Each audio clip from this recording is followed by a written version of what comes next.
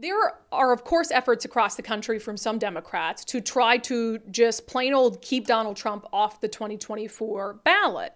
There is a similar effort underway right now in Washington state, but I worry that if it's successful, the implications will go far beyond Donald Trump. Let's talk about it in our segment, Unflippin' Believable.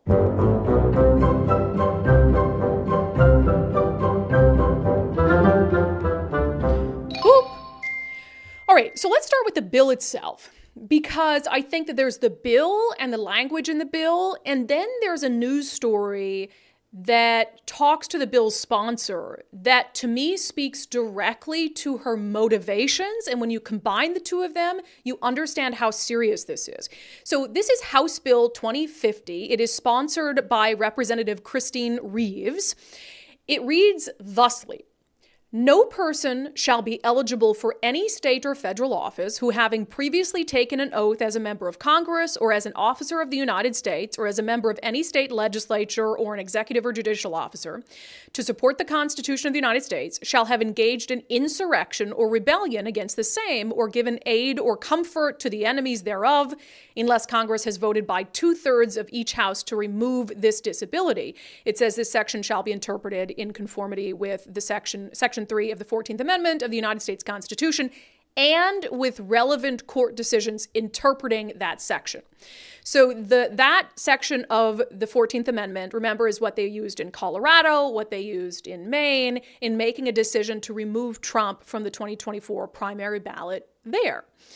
Now, I think it's interesting that this bill also says it should be interpreted in court with relevant court decisions interpreting that section. So it leaves a little bit leeway, like, oh, if a court, has it interpreted this way, because my reading of that section of the Constitution is that you would have to have actually been convicted of, I think, committing insurrection. And that's been the argument against what Colorado and Maine are doing, is like, okay, are you now judge, jury, and executioner?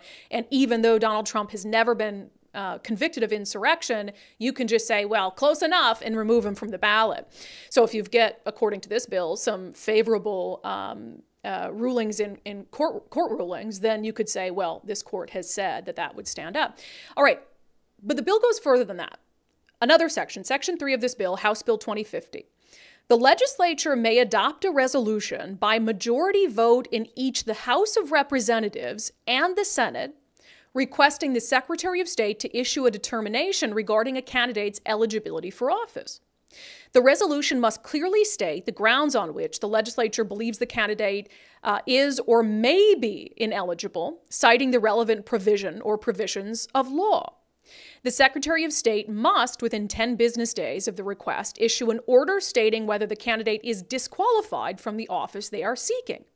Furthermore, if the Secretary of State determines that the candidate is not disqualified, the legislature may override that determination by adopting a resolution with a 2/3 majority vote in each the House of Representatives and the Senate, stating that the candidate is disqualified from the office they are seeking. Think about that for a second. So here you have, giving the legislature the power to ask the Secretary of State's office. You've got a political entity asking a political entity to make a determination about whether someone should be prohibited from being on the ballot. And even if the Secretary of State says no such cause exists, you could then have a supermajority in the House and Senate override that decision by the Secretary of State's office. Now, why is that problematic? You could think, well, supermajorities, that takes an awful lot of people to decide that this person is simply not qualified. I want to remind you of what the chair of the Washington State Democratic Party said her mission is. Her mission is to build supermajorities so they can, quote, clean up the Constitution. Remember that tweet? With supermajorities, we can clean up the Constitution.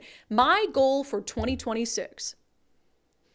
And in truth, if you have Democrats and Democratic control in the House and the Senate continue to grow and solidify as it has, and the stated mission of the chair of the Democratic Party that they want supermajorities so they can clean up the Constitution, well, imagine a scenario, given this bill, where you have supermajorities in the House and the Senate, which is not out of the realm of possibility, then you have a situation where they could put through any bill they want, which is dangerous enough.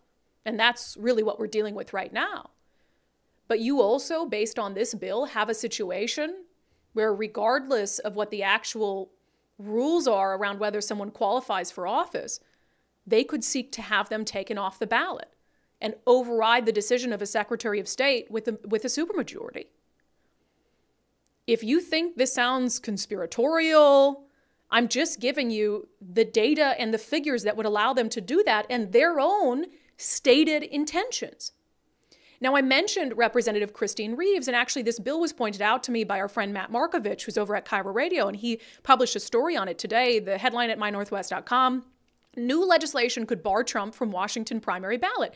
But listen closely to what Representative Christine Reeves told Cairo Radio. Quote, obviously, we have individuals who will be on the ballot this year that, in my personal opinion, have disqualified themselves from participating in our election process due to their involvement in insurrectionist behavior.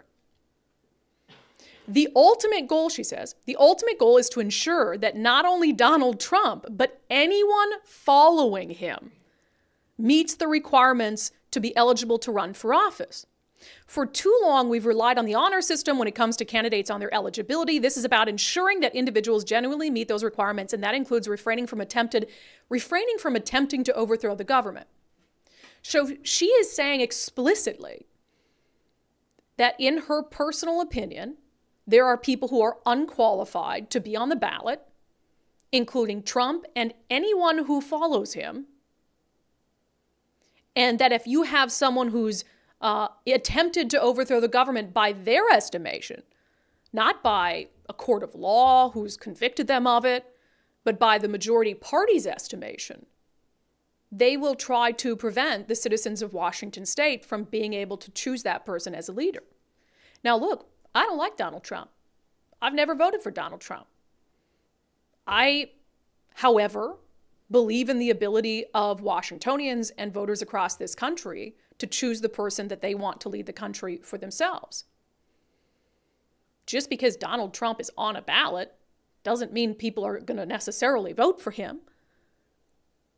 But to get into this slippery slope of saying that someone who's never been convicted of a crime like insurrection or aiding and abetting the enemy, that you could have one political party dictate that 7.5 million people in Washington, 4.5 million voters, are robbed of an opportunity to choose that person. That is dangerous stuff. That is really scary stuff. And it's by their own admission. I might be putting the pieces of the puzzle together, but when you take it all into consideration, you read the bill, you hear Representative Christine Reeves' explanation as to what the bill is about and her personal intention, and you combine that with Shasti Conrad's claim that the goal in 2026 is to get supermajorities in the House and Senate. You've had increasingly strong one-party control of government in Washington state, certainly for the past 8 years, but really ticking up that way for the past 40 years. This is the master plan for them. And voters have been falling for it in the state hook, line, and sinker. And it should terrify everyone to have one party with that much control that can literally put itself in a position to pick and choose what names appear on the ballot. Unbelievably scary stuff.